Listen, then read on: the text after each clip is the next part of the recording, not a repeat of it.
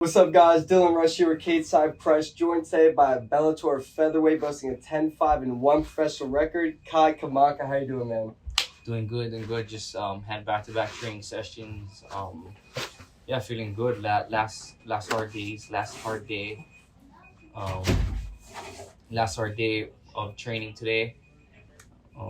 Ready to get on to the weekend and head back to Hawaii. So yeah, you're fighting a couple days, about a week now. Bellator 295 in Hawaii. It is your fourth time fighting on a Bellator Hawaii card. Is that correct? You're the only person to do it all four times, other than Ilima-Lei. Yeah, I think so. I think only me. For the most part, all four times besides her. So, kind of a big deal. Yep, definitely a big deal. You're fighting Mr. Adley Edwards, nicknamed Sunshine. What do you know about this guy? Did you watch his last fight with Pico, and what makes him a good matchup for yourself? Fighting Adley Edwards. I heard he was tearing up the regional scene. Watched some tape on him. I watched the Pico fight. He does everything. He has skills everywhere. But I don't really put too much thought in him. I prepare with the best guys every day. I'm not focusing on myself rather. So you spoke about being with the best guys. We're here at Xtreme Couture. What makes this the best gym? What makes this a good fit for you personally? It's Las Vegas. Like, it's the ninth island. There's the food's close to home. The gym's close to home as far as it's only one flight away. A lot of Hawaii guys walk through these doors every day. That kind of brought us here. Brad Tavares, he's like the team captain and whatnot. But the uncle figure, the big brother figure of Xtreme Couture. So that he's the one that filtered all of us to here as somebody that we look up to, and kind of started the Hawaii trend to get to Xtreme. So. And along with the rest of the talent around the world coming through these doors is what makes it the best gym in the world. It works out for me. It's the best place for me.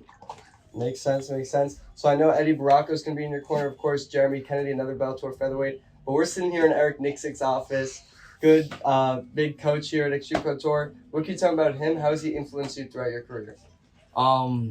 He's changed my career around, like, mindset-wise, skill-wise, a lot. Just being a new input in I came to him with skills, and then he just added a new set of eyes that I got to add into my arsenal. And I think that's the biggest thing. A lot of coaches, they can work for anybody, but I think it was a right fit. Just what he brought to the table, his set of information and knowledge helped my game, just giving a new set of ideas and information that that I can use, and I feel like I use well. It fits my style well. Good to hear. I've heard a couple fighters say that, like, Eric helps people add like a new dimension to their game, like a new set of skills. That's cool. You're coming off a great third round stoppage victory. Kevin Bain, it was, I think, Bellator 289 in December. What did you make of that performance? Were you proud of what you were able to put forth over there in Connecticut? Yeah, I was happy about that performance. You get to practice everything that you do in fight week. I felt like I was better than Kevin. I feel like I'm better than all the guys that I fight, but I just got to practice a lot of things fight week that you don't get to practice until fight week.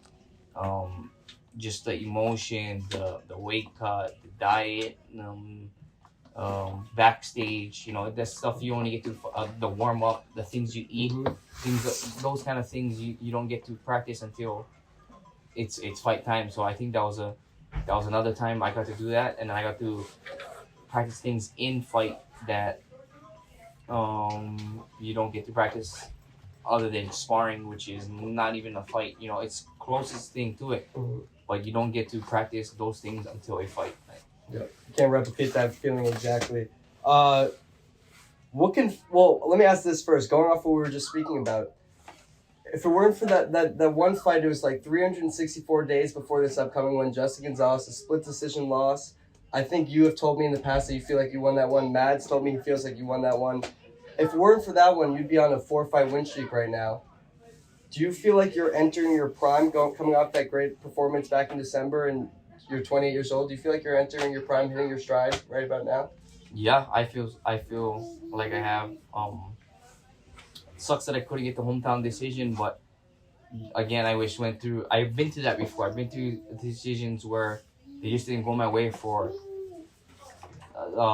things that are out of my hands. You know, the judges, and just pick up, move on. But yeah, it would be my the trajectory of my career right now and the position I would be in would be a lot different. But that's okay. At least we don't slow down. I got right back into the gym. I lost a split decision based off of 1 point.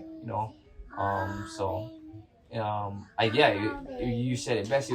I would be in a different spot, but it's all good. I got to sit back and get a lot better, but knowingly that I pretty much belong in the top 10, and in a spot that I'm not now. But that's okay. That at least I know I belong.